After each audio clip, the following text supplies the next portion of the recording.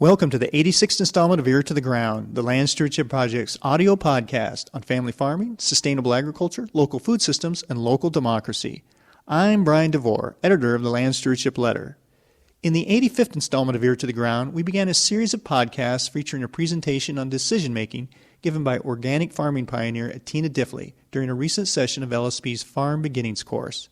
In this second installment of Diffley's presentation, she talks about how collecting information is a key part of good decision-making on the farm. So I mentioned that in the winter, Martin and I would do this big planning session.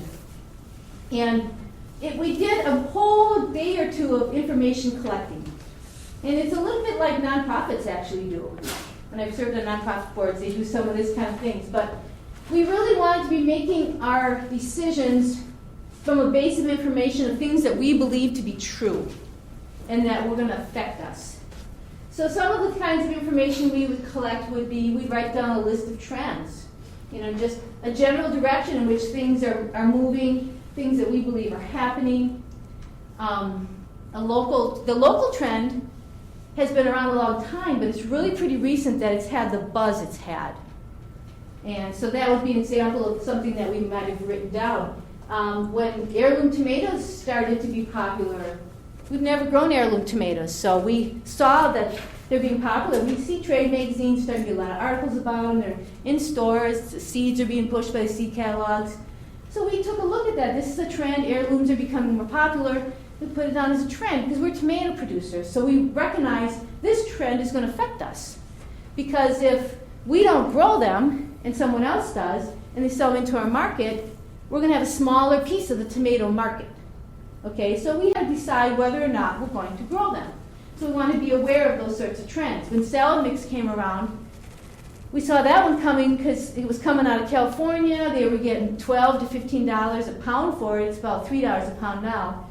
And there was an article in every single vegetable magazine in the world. Had an article about making $200,000 on an acre of land growing salad mix. And we looked at it and we said, well, it is $15 a pound right now, but it ain't going to stay there. Not with this many articles and everybody thinking they're going to make $100,000. And we just said, we don't want to go there. And within 2 years, it was down to 5, and then it kept collapsing. So collecting those trends is really good. And understanding your niche is really valuable the smaller you are and the less acreage you have, the more your niche has to be a high value to make the most of your dollars and your labor if you're small. So identifying that niche, another term you can think about which makes people uncomfortable, but once they start to understand the term, then they see it's really a valuable concept, is this term competitive advantage. And what that means is how you're different from and better than your peers. And the reason I really like to talk about competitive advantage is the organic community is different than the conventional community in their attitude about competition. Because the organic community is values driven. And since the very start, people have been very generous with information. So if you go to an organic farming conference, people are really happy. And you stop and talk to someone in the hall, they'll pretty much tell you anything. Whereas if you go to the St. Paul Farmers Market and go up just any guy there and say, hey, what cultivar is that? That's a beautiful cob of corn. They'll probably tell you a lie. They'll probably tell you something it's not. So it's a very different attitude and a very different spirit. So people have generally been very friendly with information. I've often given off information for nothing, and then that person has the ability to compete with me in my market. Okay? Because I'm value-driven, because the movement is value-driven, we actually want to make this movement grow. We want more organic farmers. That's how most of us feel. So they get uncomfortable with this concept of competition. And so if you define it as how you're different from and better than your peers, it really helps you find where you can really excel. And that's partly understanding that those components of your farm and all these different parts of who you are, your business, your land, and your people. If, for example, when we moved to our new farm, we went from a very sandy farm to a farm with much higher clay contents, holds nutrients much better, holds water much better. We went through a whole change in what crops we grew because we had different land and a different environment. And so that was part of our niche and was part of our competitive advantage.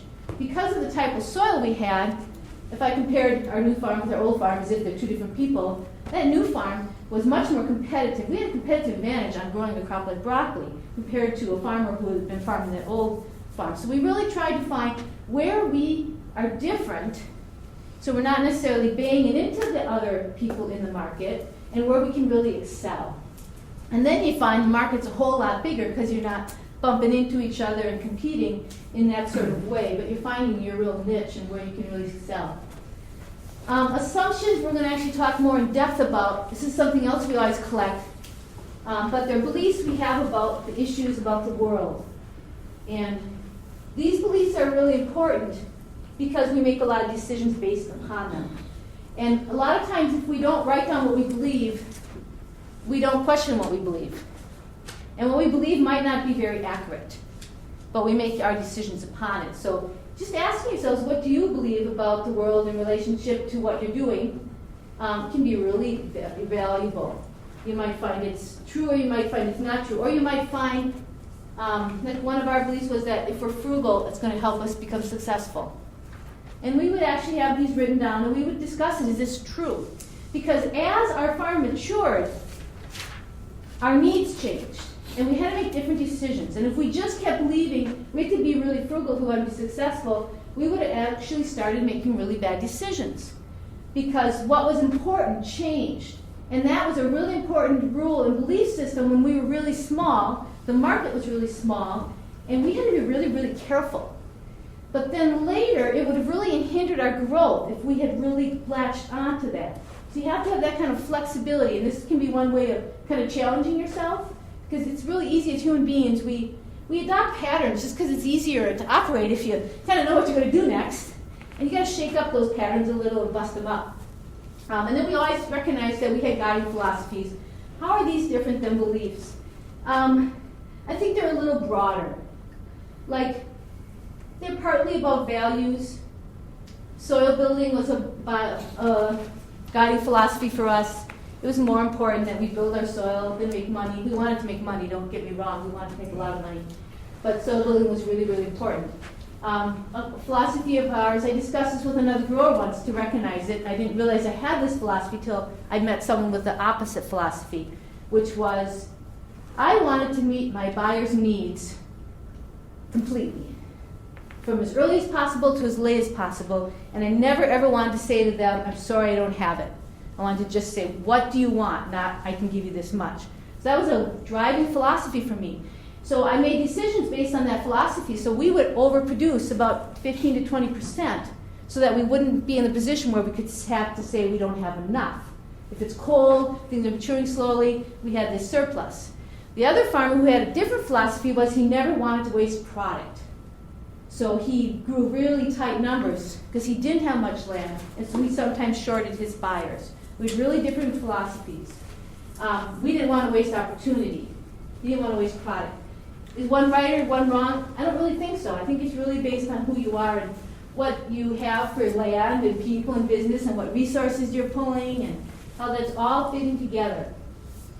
So filters, in a sense, when you're making a decision, they're moving through filters as far as the level of consciousness you have on those decisions. I showed you that last chart of some of those things that we want to have defined for ourselves and our business. Our decisions, in a sense, filter through those, through what is our niche, through what is our guiding philosophies, and have to fall right through that. So that's really important to have that role. So I want to talk about emotions and decisions a little bit, because human beings are emotional creatures, and you should be emotional, and that's all part of who we are. But they're lousy decision makers. You don't want your emotions to make your decisions. And I was thinking about that on the way here, that right from the start, when Nick asked me if I would do this workshop today, I allowed my emotions to make that decision. Because I knew I had a conflict. I had an all-day board meeting today, and I knew I was going to have to leave that meeting early to come to this. So right away, I was choosing between two events, and I knew I really shouldn't have said I'm going to do this. That I really should have said, I got this other obligation, I'm sorry. But I really wanted to do this. I really wanted to meet you guys, and I really liked doing this. So I was letting these emotions make this decision for me. And I said, well, I'll just leave that board meeting early, and that's okay. And then coming here, I kept having to, my emotions kept coming in because part of me kept saying, well, it's snowing, this is sort of stupid, I'm driving 30 miles an hour right now. I'm even going to get there before the class is over. So you can see how these emotions come in there. And what I really like to suggest you do is to notice the emotion, first of all. Just really notice it and allow it. Totally allow those emotions to be there and consult with them. You know, and so if I had used that when I was making a decision whether I'm going to come here today, I would have said, wow, I really want to be there. And just notice that I really, really want to do that. And then what I like to do is take the emotion out. Okay, so if the emotion is I really want to do it, here's the facts. I got to be at this board meeting, and then I'd have to drive over to St. Cloud, it's a 2.5-hour drive, weather permitting. Take the emotion out. That doesn't matter to me if I do it or not. The emotion is I really, really want to. What would I decide? And it doesn't mean you don't bring the emotion back in again and recheck the question, but sometimes you find you get a really different answer when you take that emotion out. You can put it back in and see what the question answer looks like then. But you don't necessarily want to allow it to make the decision. And one of the things I've noticed about emotions is they can be really hard to recognize that they're there. They're really sneaky. You know, they can kind of implant themselves, and you think you're being really rational, but you're maybe not. And usually your partner recognizes that you're not, but you don't recognize that you're not. So one of the ways I can help recognize it for myself is that emotion tends to be like a wave. It gets intense and it backs off, and intense and it backs off. And thinking doesn't do that. If it's thinking that you're doing, because it can be really hard to tell the difference between emotion and thinking. And thinking is just a much steadier process. You don't come on and off as much. So if you're like changing your mind back and forth, or it feels really intense and then it feels less intense, it's emotion, and you just really want to consult with it and kind of figure out what it is. Now, intuition is really different than emotion. And I am all about intuition. I have never had a situation where I ignored my intuition that I did not later regret it. My intuition has never been wrong. But how do you tell the difference between intuition and emotion? I don't really have a definition for that, so maybe we'll come up with that. I can feel it in myself. It's in a different part of my body.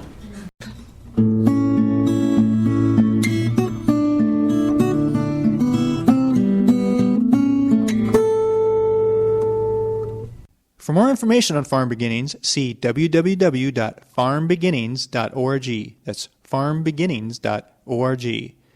If you have comments or suggestions about this podcast, contact Brian DeVore at bdevore@landstewardshipproject.org, or you can call 612-722-6377. Thanks to Laura Borgendale, a Western Minnesota musician, for Ear to the Ground's theme music. And a special thank you to all of Land Stewardship Project's members who make initiatives such as this podcast possible. If you're not a member, visit landstewardshipproject.org to learn how you can support LSP. Thanks for listening.